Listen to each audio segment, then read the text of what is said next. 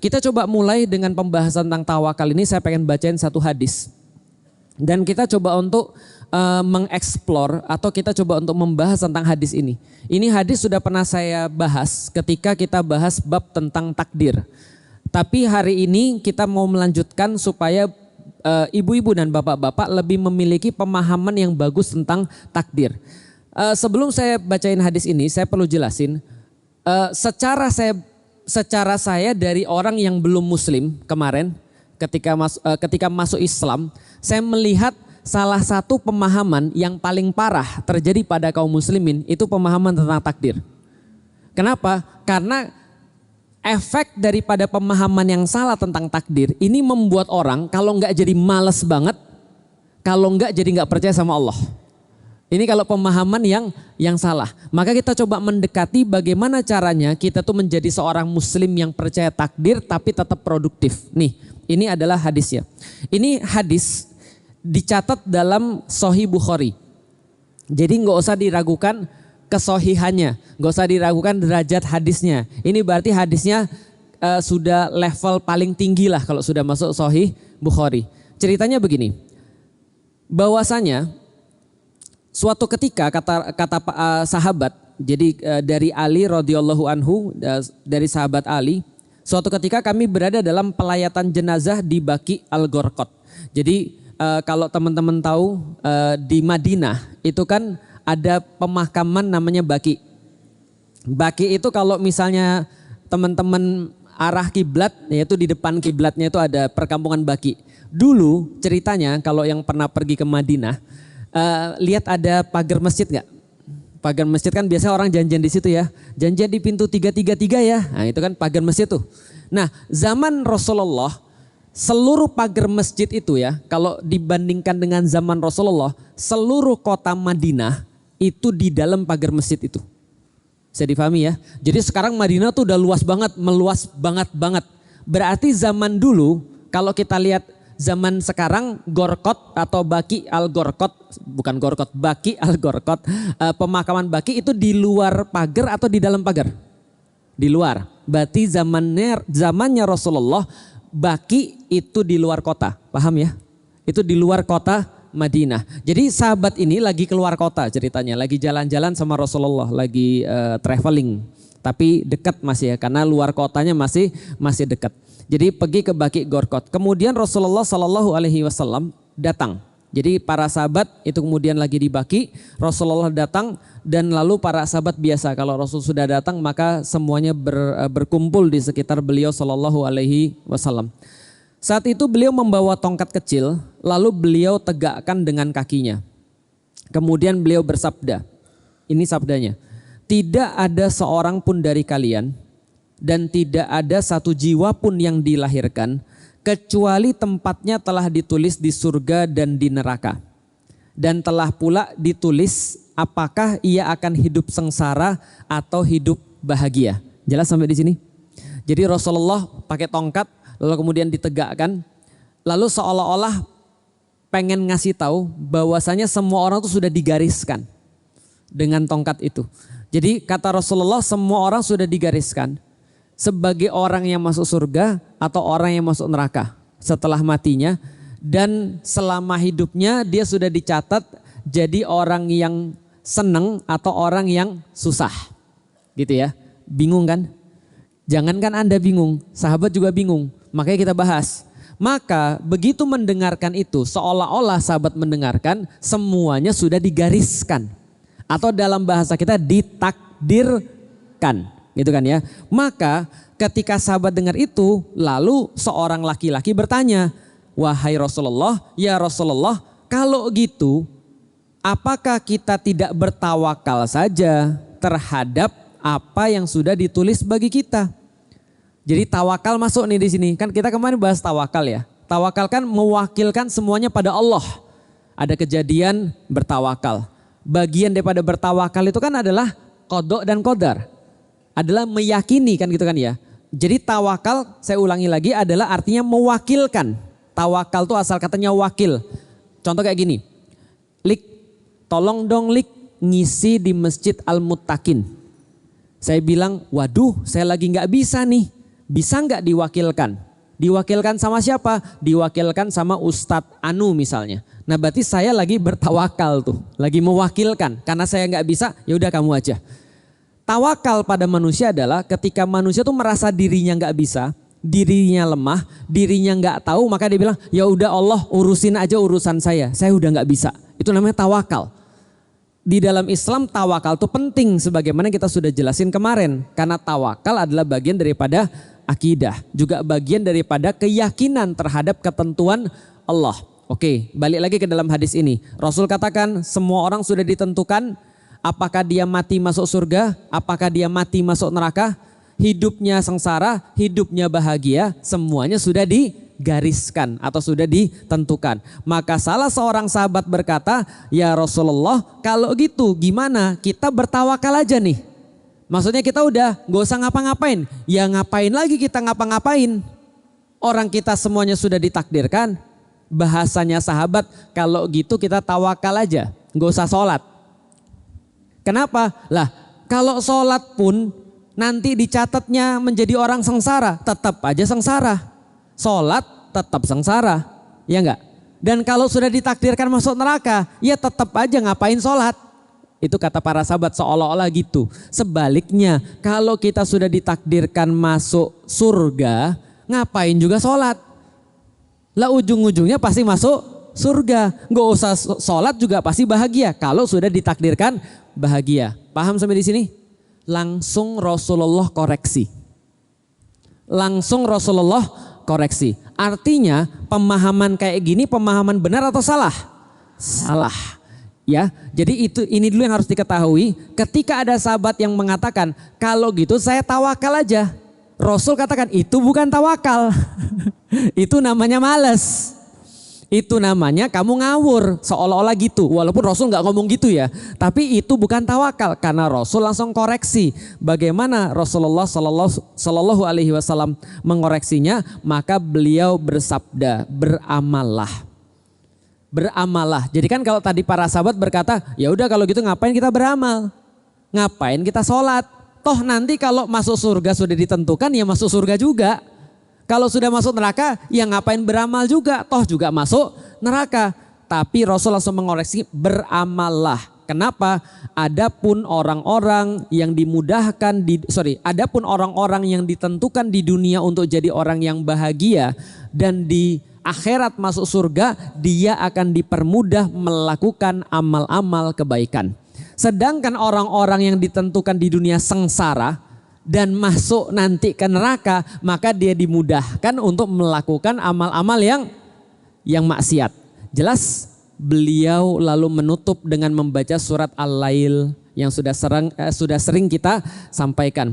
Wa amma man a'ta wattaqa wasaddaqa bil husna fasanu yassiruhu lil yusra wa amma man bakhila wastaghna wa kadzdzaba bil husna fasanu yassiruhu lil usra. Kata Rasul apa? Allah berfirman di dalam surat Al-Lail, siapa saja yang mereka orang-orang bertakwa. Takwa artinya apa? Takwa itu level up dari iman. Maka kalau kita puasa yang dipanggil orang beriman. Yang keluar dari Ramadan orang bertakwa. Siapa yang takwa pada Allah? Takut pada Allah maksudnya. Yang mereka berjaga-jaga daripada perkara-perkara yang Allah nggak suka. Itu takwa. Siapa yang bertakwa dan a'ta dan memberikan. Memberikan apa? Memberikan bagian daripada Allah. Karena harta kita bukan harta kita. Harta kita ada bagiannya Allah. Bagian Allah kasih ke siapa? Yang memerlukan. Allah kasih bagian daripada zakat. Allah kasih bagian daripada sedekah dan segala macam. Siapa yang bertakwa dan memberikan sebagian hartanya. Dan berbuat baik. Wasaddaqa bil husna. Dan yakin bahwa kebaikannya ada balasan. Lihat ya. Dan yakin kebaikannya ada balasan daripada Allah. Maka kata Allah, dipermudahlah jalannya menuju jalan-jalan kebaikan. Apa itu jalan kebaikan? Di dunia bahagia, di akhirat masuk surga. Artinya kata Rasul beramallah. Sebaliknya di dalam surat Al-Lail ada orang-orang kata Allah yang mereka memilih untuk bakhil. Jadi ada orang-orang yang memilih untuk bakhil dan merasa dirinya cukup. Ah udahlah gak usah siap-siap ke akhirat. Dunia aja udah cukup. Harta kan punya gue. Kalau gue gak bekerja keras mana dapat. Kalau misalnya gue sudah kerja keras, ya gue nikmati. Kenapa gue harus bayar zakat? Kenapa harus gue keluar yang lain-lain? Paham? Maka kata Allah, orang-orang kayak gini, wa amma mambakhila wastaghna. Dia merasa lebih kaya daripada Allah. Dia merasa Allah tidak maha mencukupi. Dia yang maha mencukupi. Dia tidak mau mengeluarkan hal-hal yang harusnya dia keluarkan. Dia bakhil. Bakhil itu apa? Tidak mengeluarkan hal-hal yang harusnya dikeluarkan. Dan wakadzdzaba bil husna, dan gak percaya kalau perbuatannya ada balasan. Jelas ya? Gak percaya perbuatannya ada balasan. Maka dia Allah mudahkan menuju jalan-jalan keburukan. Apa itu jalan keburukan? Di dunia sengsara, di akhirat masuk neraka. Bisa dipahami? Artinya apa? Allah pengen ngasih tahu lewat Rasulnya bahwasanya pemahaman takdir bukan berserah secara pasrah. Jelas ya? Bukan berserah secara bukan berserah secara pasrah. Bukan berserah dan menyerah. Karena pasrah itu bukan nyerah.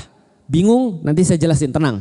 Jadi Allah ingin mengajarkan lewat Rasulullah takdir itu diyakini tidak sama dengan malas. Jelas sampai di sini? Tapi justru kita disuruh mengusahakan. Apa yang diusahakan? Pertama, bertakwa. Setelah bertakwa, dia akan yakin ada balasan. Ketika dia sudah yakin akan balasan, dia akan semangat dalam beramal. Kenapa? Karena dia sudah tahu alasan dia beramal. Oke, kita coba bahas lagi tentang masak. Udah pernah ngajarin anak-anaknya masak? Berapa banyak ibu-ibu ngajarin anak-anaknya masak, tapi anak-anaknya tetap nggak masak? Kenapa kira-kira? Sudah bisa dia? Bisa. Ada bahan-bahannya? Ada. Alat-alatnya ada? Ada. Lalu kenapa anak-anak diajarin masak tuh nggak masak-masak dia? Karena masih ada ibunya. Dia nggak punya alasan kenapa saya harus masak, ya kan? Maka kalau ibunya sudah misalnya, contoh ibu pergi ya masak sendiri, pasti dia masak. Paham ya? Artinya kebanyakan kita itu tidak ngerti kenapa kita harus melakukan sesuatu. Bukan masalah tidak tahu, bisa difahami ya. Maka yang pertama ketika kita membahas tentang masalah keimanan, iman itu tentang kenapa. Orang sudah tahu kenapa dia beriman, bertakwa pada Allah, meyakini ada pahala terbaik, ada balasan terbaik, yakin besok akan ada hari pembalasan. Itu mengubah manusia 100%. Artinya kalau kita benar-benar yakin besok ada hari pembalasan, benar-benar yakin ya, harusnya itu cukup untuk membuat kita nggak maksiat. Kemarin ada yang nanya pada saya, Ustadz, ini banyak nih yang nanya pada saya begini. Bapak-bapak nih penyakitnya ini.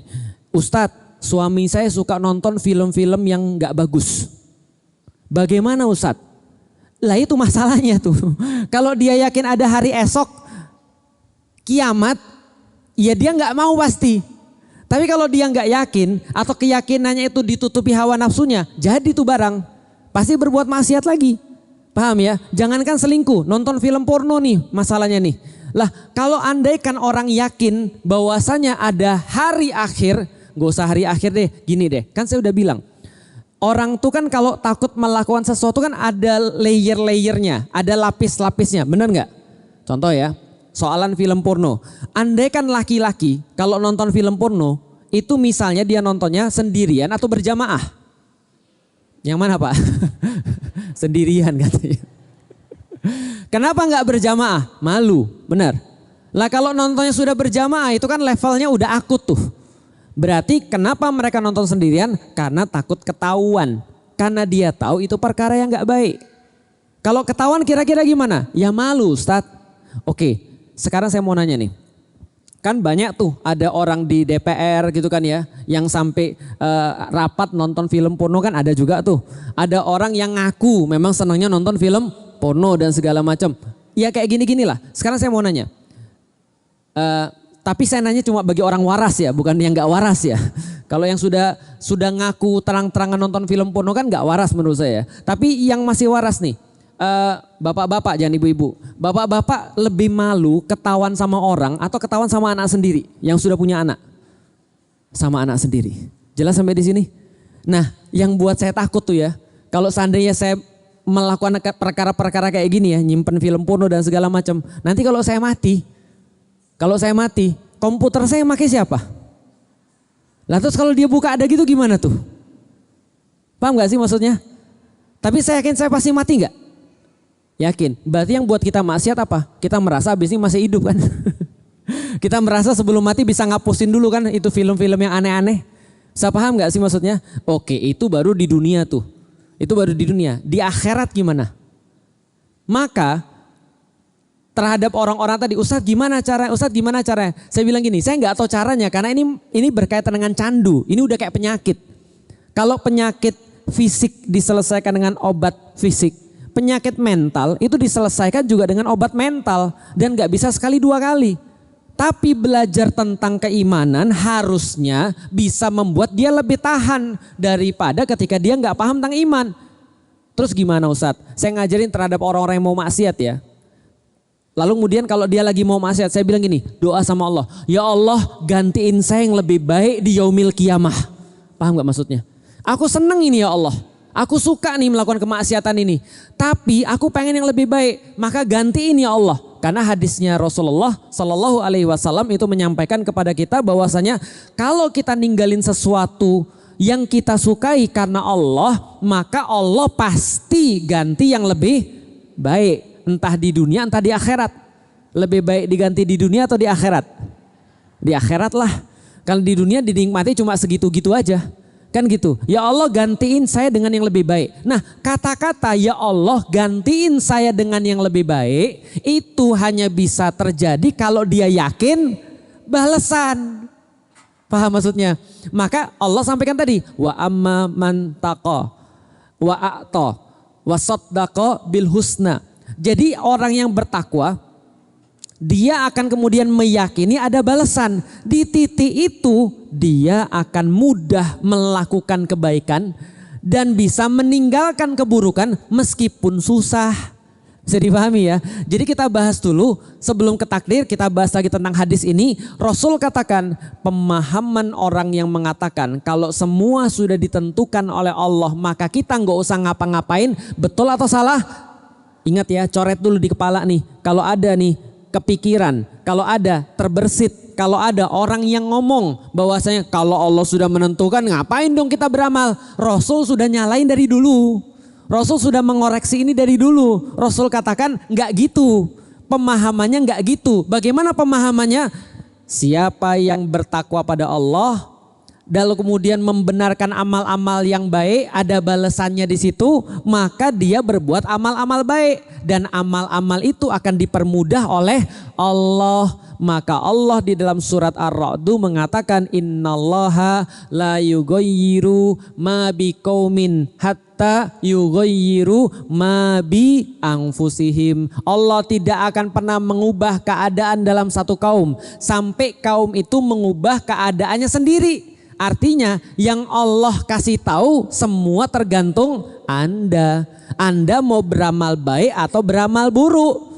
Kalau Anda beramal baik dipermudah menuju kebahagiaan, dipermudah menuju ke surga. Kenapa? Karena belum tentu amal baik menghasilkan bahagia dan surga. Hanya atas izin Allah. Maka kita ketika kita beramal baik, kita bilang, ya Allah mudah-mudahan amal ini mengantarkan pada saya kebaikan, mengantarkan kepada saya surga. Walaupun belum tentu, bisa dipahami ya. Tapi sebaliknya ada orang-orang yang sudah mikir kayak tadi, udahlah Allah kayaknya nggak suka sama saya kayaknya sudah ditakdirin masuk neraka. Wajah-wajah saya tuh neraka able gitu loh. Paham maksudnya? Jadi kayak, atau dia nyalain orang, wajahmu tuh neraka ebel, gitu kan ya, nggak ada iman-imannya dikit pun, kayaknya kamu sudah ditakdirkan oleh Allah masuk neraka. Nah, orang-orang yang kayak gini, berarti apa yang dia lakukan? Coba lihat ya, begitu ada orang sudah berpikir, saya sudah ditakdirkan oleh Allah maksiat, saya sudah ditakdirkan miskin, saya sudah ditakdirkan susah hidup saya. Buktinya saya nikah 7 kali gagal semua. Ada yang ngebilang sama saya begitu. Ustadz, apa memang sudah takdir saya Ustadz ya? Saya sudah 11 kali menikah nih Ustadz. Tapi gagal terus. Serius. Udah 11 kali nih Ustadz saya menikah tapi gagal terus. Apa udah takdir saya ya? Saya bilang begini. Antum bukan ditakdirkan gagal pernikahan. Tapi antum sudah menemukan formula 11 kali gagal menikah. Paham maksudnya? Sudah ada rumusnya dia. Artinya saya bilang kalau kamu nggak berubah, kalau kamu nggak berubah dan kamu nikah ke-12 kali, itu gagal lagi. Paham? Kenapa? Karena rumusnya nggak berubah. Ya 1 tambah 1 ya 2. Kecuali kalau diubah 1 tambah 3 berubah tuh. Paham ya? Nah berarti ada orang-orang yang tanpa sadar di dalam hidup dia sudah punya rumus-rumus sengsara. Tahu maksudnya? Mau tahu rumus-rumus sengsara? Mau tahu? Saya kan pernah nyampein kan di masjid ini kan ya, bagaimana membuat hidup Anda sengsara. Mau tahu? Mau? Tidur malam. Maksudnya tidurnya nggak teratur. Tidur jam 1 malam, bangun jam 11, nggak usah keluar rumah, nonton di depan TV terus menerus. Gitu kan ya. Lalu apalagi? Ngeluh. Cobalah lakukan setiap hari kalau nggak stres Anda. Karena ada rumus buat orang sakit mental. Tadi tidur nggak teratur itu buat orang sakit mental. Apalagi misalnya nggak pernah ingat Allah, makan tinggal di rumah pesen, ngeliatin TV terus menerus, nggak pernah peduli sama apapun, ngeluh, marah-marah, itu pasti buat stres. Kenapa? Karena stres ada rumusnya, sementara sama seperti orang hidup sehat ada rumusnya, bisa dipahami. Bayangin kalau ada orang yang mengatakan saya itu memang sudah ditakdirkan oleh Allah tidak punya pernikahan yang bahagia. Karena kenapa? 7 kali saya nikah gagal terus Ustadz. 11 kali saya nikah gagal terus Ustadz. Berarti apa yang di kepala orang-orang kayak gini? Saya pasti gagal. Artinya dia kira-kira mau beramal maksimal gak? Nggak ngapain. Ngapain kita beramal maksimal kalau kita sudah pasti gagal? Paham gak sih maksudnya? Jadi gini deh. Siapa yang di rumahnya nanam tanaman? Ada yang nanam tanaman? Ya kalau nggak nanam tanaman ya cobalah ya. Orang semua yang nanam tanaman ibu-ibu sekalian itu berharap tumbuh atau tidak? Berharap tumbuh kan ya? Ibu saya tuh kadang-kadang begitu tuh. Tahu nggak? Ibu saya kan suka nanam anggrek. Tahu nggak? Dia tuh nggak pernah buang anggreknya meskipun sudah keriput-keriput gitu. Tahu nggak? Dipotongin sama dia. Lalu kemudian dimasukin ke tempat anti jamur. Terus kemudian dikasih vitamin. Terus kemudian ditaruh di arang lagi. Terus saya bilang, ngapain sih Mi? Kenapa nggak dibuang aja? Dia bilang, bisa hidup loh. Paham nggak sih maksudnya? Bisa hidup loh.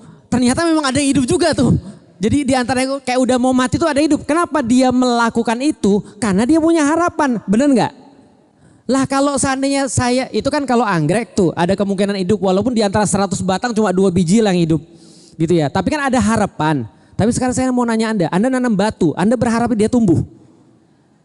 Paham gak sih maksudnya? Lah kalau ada orang nanam batu, dia udah tahu nih gak mungkin tumbuh. Ya udah seadanya aja dia tanam. Tapi kalau ada orang punya harapan, maka dia pasti akan beramal jauh lebih baik daripada orang gak punya harapan. Makanya kalau Anda punya anak itu dijaga dengan baik, dididik dengan baik karena ada harapan. Bahwa anak ini jadi anak yang baik, jadi anak yang solih atau solihah dan seterusnya. Itu pentingnya wasaddaqa bil husna. Meyakini bahwa ada balasan yang terbaik. Tapi kalau ada orang yang sudah nyalahin takdir, memang sudah takdir, memang sudah takdir, tapi nggak paham ilmunya, maka dia pasti tidak beramal dengan baik. Ya udahlah, orang sudah ditakdirin jadi orang jahat ini, kan paham kan ya? Jadi apa usahanya? Usahanya bukan jadi orang baik, tapi bagaimana caranya sempurna jadi orang jahat kan gitu.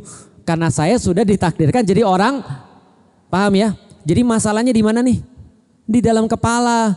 Makanya ulama-ulama mengatakan ketika mengartikan, ketika menafsirkan ayat Innallaha la yughayyiru ma biqaumin hatta yughayyiru ma bi anfusihim, yang dimaksud dengan ma bi anfusihim adalah mindset atau cara pikir. Hati-hati loh. Cara pikir itu membuat orang bisa beriman dan gak beriman. Cara berpikir itu bisa buat orang ngawur atau bisa buat orang taat. Paham sampai di sini?